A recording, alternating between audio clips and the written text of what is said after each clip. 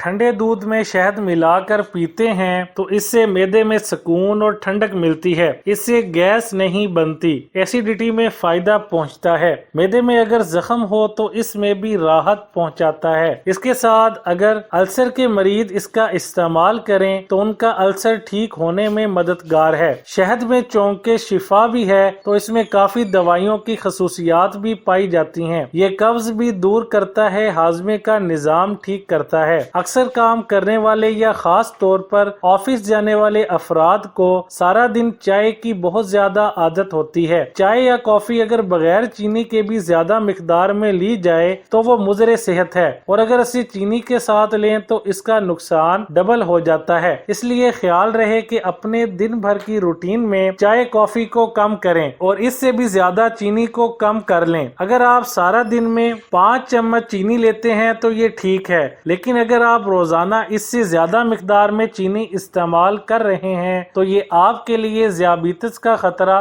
पैदा कर सकती है। टमाटर में मौजूद लाइकोपिन और कैल्शियम हड्डियों और दांतों को मजबूत बनाता है। इसकी वजह से आप हड्डियों की बीमारियों से बच जाते हैं। इसीलिए जब आप खाली पेट टमाटर किसी भी शक्ल में खाते हैं तो ये ज्यादा ज़ूद असर रहता है। हामला खवातीन के लिए कद्दू के बीज इब्तदाई माह में खाना बहुत जरूरी है, क्योंकि इससे उनके फीटस में मौजूद बच्चा नशोनुमा पाता है और मजबूत जान बनाता है। माहवारी के हर मसले को दूर भगाने के लिए डॉक्टर कहती हैं कि आप रोजाना 1 चम्मच अलसी के बीजों को नीम गर्म पानी से फाँक लें। ये आपकी अंदरूनी सेहत और खून की तरतीब को मुस्तकिल कर देता है। आम तौर पर सोडे वाले मशरूबात का इस्तेमाल खाने के फौरन बाद किया जाता है, जबकि माहिरीन इस बात पर मुत्तफिक हैं कि खाने के फौरन बाद पानी या किसी भी किस्म के मशरूब के इस्तेमाल के सबब मैदे में मौजूद तेजाब के असरात पानी या मशरूब की आमेजिश के सबब कम हो जाते हैं, जिसकी वजह से मैदे में मौजूद ग़िज़ा या गोश्त को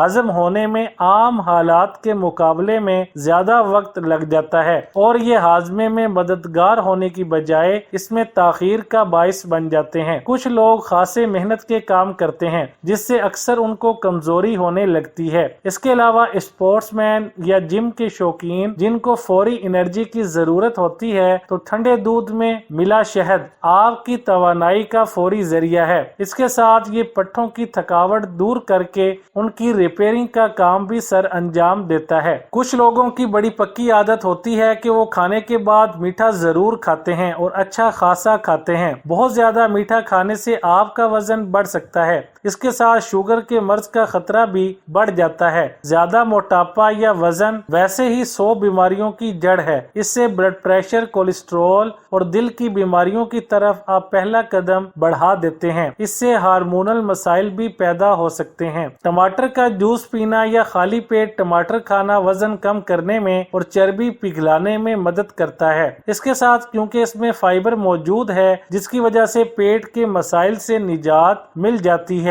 सौंफ और इलायची को अच्छी तरह तवे पर भूनकर रोजाना आधा चम्मच खाने से हामला खवातीन के 3rd ट्राइमेस्टर में बहुत मुफीद रहता है। इससे दौराने हमल कै या मतली को रोका जा सकता है। कुछ ऐसी लड़कियां भी हैं जिनका माहवारी के दौरान जी मतली होता है, इनके लिए ये बहुत मुफीद है। आड़ू के बीज सुखाकर इनका पाउडर बनाकर रख लें। इसे मुख्तलिफ बीमारियों में इस्तेमाल किया जा सकता है। खवातीन के माहाना अय्याम में दर्द को कम करने के लिए ये फायदा मंद समझा जाता है। आड़ू के बीज वजन कम करने में भी मुफीद समझे जाते हैं। इसके बीजों का पाउडर खाने से वजन कंट्रोल में रहता है। आड़ू के बीजों का तेल कान के दर्द की सूरत में कान में डालें तो इससे फौरी आराम मिल जाता है। सोडे वाले मशरूबात में चूंकि कार्बन डाइऑक्साइड शामिल होती है जो कि मैदे में जाकर इसमें मौजूद सेल्स के साथ मिलकर मजीद गैस बनाती है, जिससे वक्ती तौर पर डिकार आ जाता है, जिससे महसूस होता है कि खाना हजम हो गया है, जबकि हकीकी मायनों में ये मैदे में गैस पैदा कर देती है और मैदे के अंदर मौजूद केमिकल्स के असर को कम कर देती है, जिससे खाने के हजम होने में परेशानी हो सकती है और पेट में दर्द भी हो सकता है। अक्सर छोटे बच्चों में आयरन की कमी पाई जाती है। इस कमी को पूरा करने के लिए इस उम्र में उनको कोई दवा भी नहीं दी जाती। कोशिश ये होती है कि माँ के दूध से ही कमी पूरी की जा सके, लेकिन अब इसका एक हल है कि बच्चे को दाल का पानी बनाकर पिलाएं। इसमें मौजूद भरपूर ग़िज़ाइयत बच्चे को सेहतमंद बनाएगी।